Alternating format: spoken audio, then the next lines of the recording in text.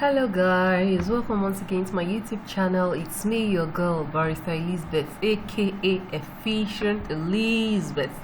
I'm your Uyo Mom Tiba. I give you everything knowledge based, momhood, home management, organization, tutorials, food, you name it. Any knowledge where I get that they share on my channel. That's why I'm here for you guys, okay? So today I'm sharing with you the recipe for making onugbu soup. So let me know in the comment section as you watch this video if you'll be trying it out, if you've tried it out before. Are you Igbo? Are you non-Igbo? And do you think you like what you see, so you might as well try it out?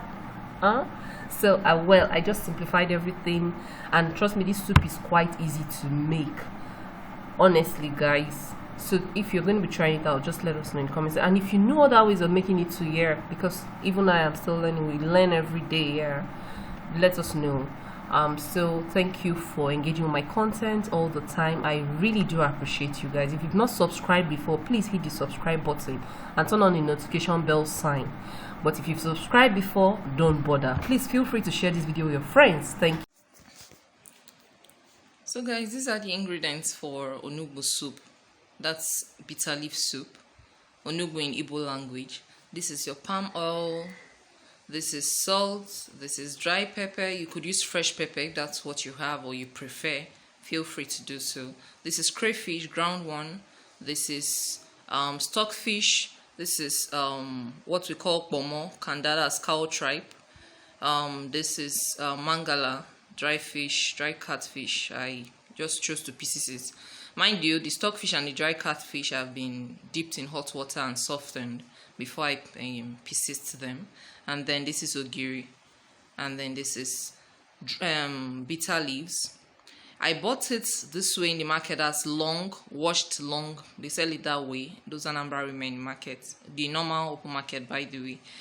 However, I boiled it. The reason for boiling it is so that it's not extremely bitter in the soup. Yeah, so I boiled it and threw out the water and then kept it here.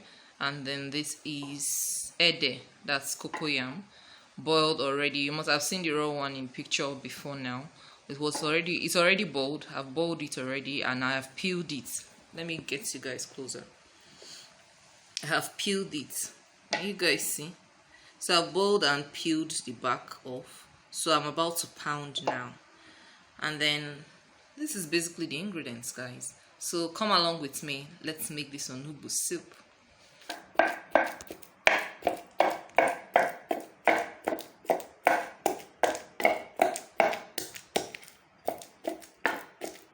See, it's slimy, it's drying.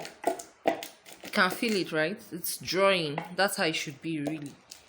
So because we're going to use it to thicken the soup, so I'll show you guys what it looks like when I'm done pounding. So guys, this is what it looks like. I'm done pounding. That's what it looks like. Feel how sticky and drying it is. So I'm done pounding the ede. So let's continue. So guys, I'm going to be boiling the shaki or the kanda rather first. That's because it's the toughest amongst my meats or tribbles. Alright guys, I need to add this as a caveat. You could add other kinds of obstacles such as beef and goat meat in your onugbu soup. You could add way more than I'm choosing to add now. You can even add all those different types of cow tribes, the ones that have crossing on their body and all that, for if you are the type that likes so much obstacle in your soup. You know now, as Africans, if you know, you know. However, there are certain kinds of obstacles you do not add in onugbu soup. These are chicken, fresh fish, ice fish, and onions. You cannot use onions in your onugbu soup. So note these, guys. So the kanda is boiling, guys. You can see it's cold already. It's cold all over. So I'm putting in my stockfish, that's oporoko, and then my mangala. Yep. I'm going ahead. I don't use seasoning cubes, by the way, what you call Maggi, no, and all that. I don't use seasoning cubes.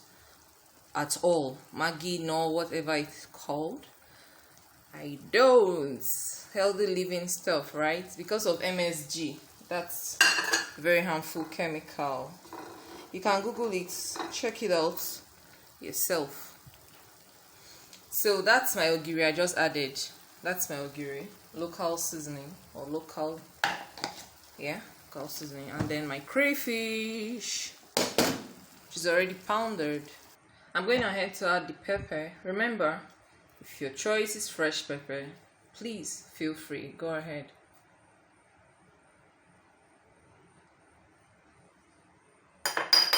Add to your taste, by the way. Some people don't like pepper, so just do it according to your taste. Just do it according to your taste and your preference. If your type doesn't like pepper, you should know the quantity you are putting in your soup. And then this is salt to taste. So after putting all that in, I'm just going to let it boil for another few minutes.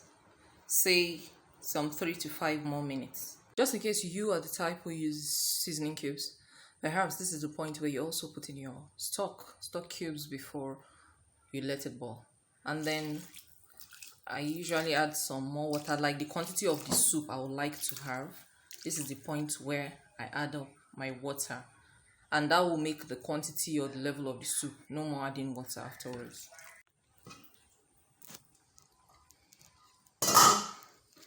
I don't want it to boil totally, guys. I'm putting it in halfway so they can all cook together. Pari passu. So here's what I'm gonna add next. My palm oil. You can put just 2 cooking spoons. It depends on the oil. If it's the type that doesn't easily catch, you know what we mean by catch now. Africans, you know what we mean by catch. If you know they catch, you can add some more. So this gives the soup color basically. So it's not an Akwa Ibom soup anyway, so you don't need to add so much oil. And then we're putting in our thickener, the ede. Remember, boiled, peeled, and pounded ede. We're going to put it in bits, guys. It melts, by the way. As the soup boils, it melts on its own and then deposits its thickness and the draw or slime to the soup. Deposits its thickness as the soup boils into the soup, thereby making the soup thick. So it sticks a lot, it's sticky.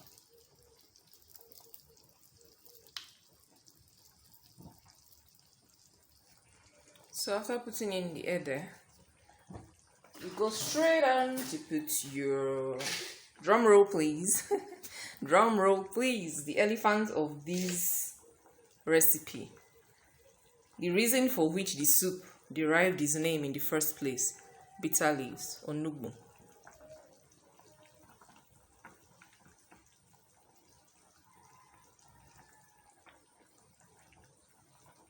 Remember too, the onugbu was both washed and boiled to remove excess bitterness in it.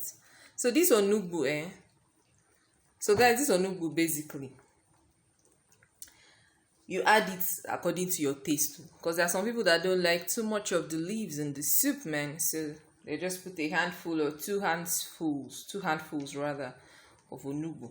So it depends on your taste, but don't overdo it. Whatever you do, man, do not overdo it, okay? So that's it, guys. So put in those 3 ingredients and then cover our soup and let it boil. So it's boiling. Let's see what's going on in our pots.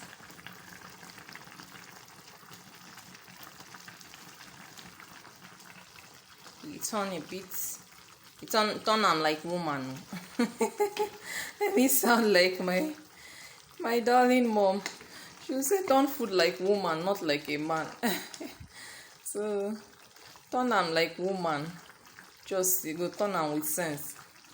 You understand? When you are turning it, not circular kind of turning. So you can see our head there. You can see. Let me show you guys.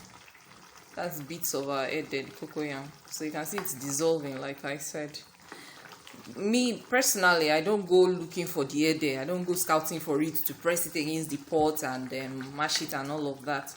I let it deposit its thickness and dissolve naturally. I just discovered that it gives your soup some kind of natural thickness that doesn't make it look like it was too superficially attained, if you know what I mean. I hope I'm not speaking too much big grammar for you guys. Wetin I mean be say, that way make wetin I mean be basically be say e go make your soup thick just easily, and e go make am thicken naturally and slow but steady. Na im be the word, slow but steady. So na im be that. Some people say that they go ahead to add so much there so that at the end they start taking out the excess and all that. Yeah, that might work too. I'm sure. If you are like me, however, that goes on to put the amount you feel is just right for the quantity of soup you're making, that's still fine. Because we no fish out, so don't do extra work at the end. So let's see what's going on. You can see our soup is already boiling. It's as good as done at this point. Yeah. See our Onugbu now. Onugbu that went to Harvard, Bikon.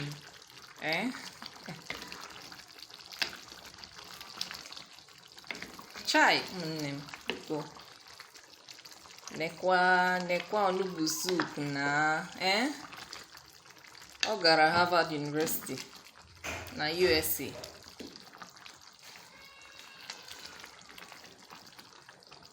Chai, just negodu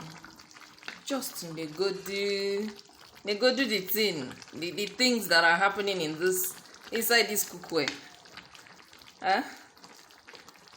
So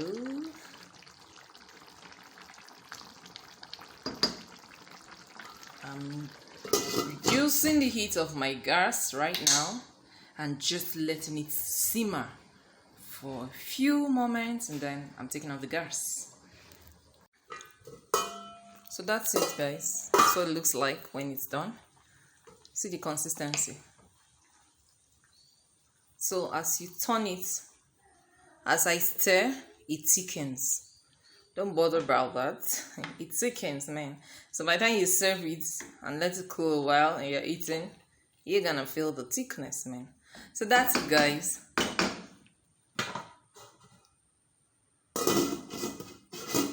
So guys, this is it. So you can serve with any swallow of your choice. It could be gari, it could be fufu, it could be wheat, it could be pounded yam, whichever. Enjoy yourself with your loved ones. This is the end of our recipe. If this video made any sense to you, please share with your friends on your social media handles. Feel free to share the video. Give it a thumbs up, like, comment. Please, last but not the least, no subscribe. No help una get ministry. Subscribe, please. And then hit that notification bell sign by the subscribe button. That way, whenever I post a video, you will be automatically notified. Thank you all so much. Thank you.